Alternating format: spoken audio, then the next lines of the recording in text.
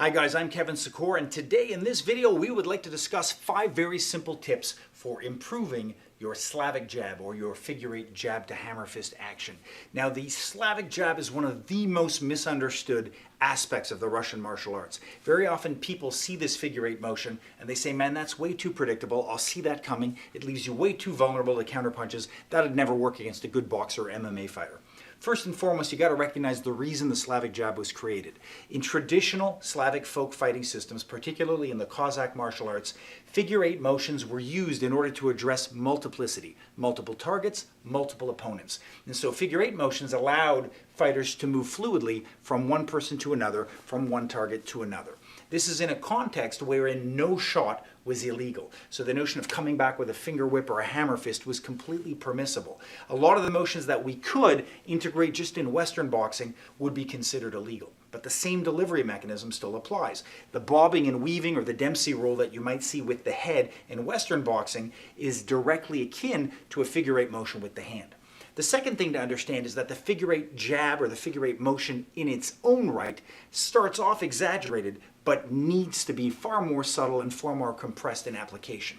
So what we're going to look at here is how to put it into context, how to learn it technically step by step to make each aspect of the jab better, and then how to put it in its rightful place in a total whole, in an integrated application. Enjoy. One basic drill that we use to improve any type of orthodox strike is to divide it into a series of pieces and to isolate each phase of that strike. Oftentimes when dealing with a jab or a cross, we'll divide it into the first, second, and third aspect. And what we see is that throughout the flight of a jab or a cross, there are certain relationships between distance and hand positioning. Now certainly, some people will deliver a jab or a cross with an upright orientation in the thumb or in the hand, a vertical jab, much like you would see in Wing Chun. Others will resolve at a horizontal and leave it there. But if we're going into a full figure 8 motion, the jab or the cross should end on a downward trajectory, as if I'm dumping out a glass. So when doing that screwing motion, like you might see in karate or in some styles of boxing, what we basically see is that we start off the first third of our motion in a 45-degree or slightly vertical upward orientation. The second third correlates to a more horizontal hand positioning, and the final third correlates to a downward point with the thumb. So in application, what we're seeing is first third, second third, and final third all the way over. And so there are a number of ways we can deeply reinforce the hand positioning relative to these third points or positions or distances.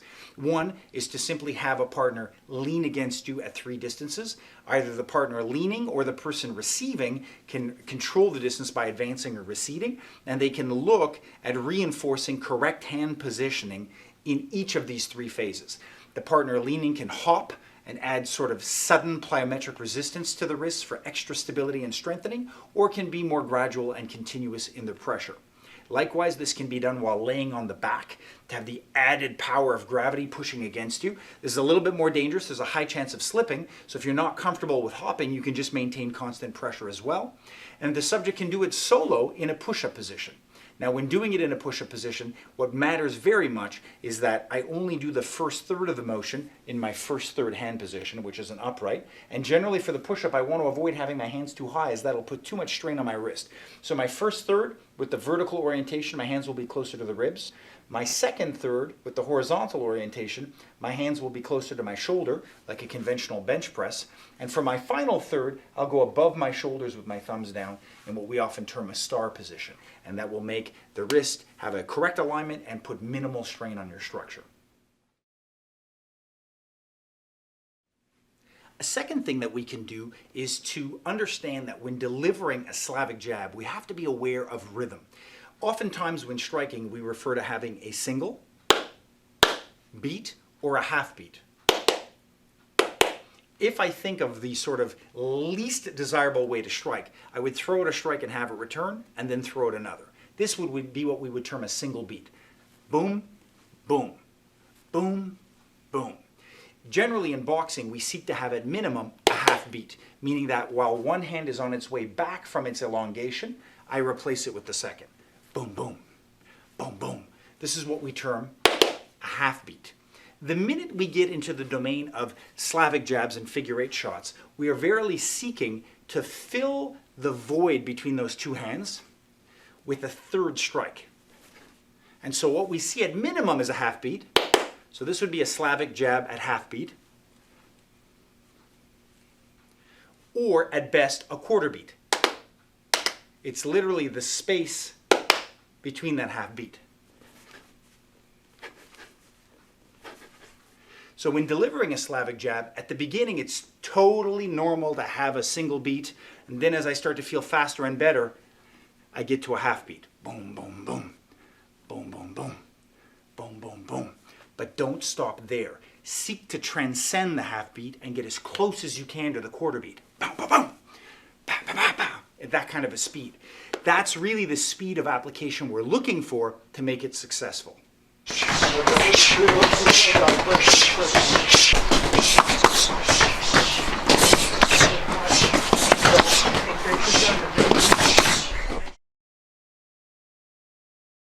Another great way to make the Slavic jab more functional is to tighten it up.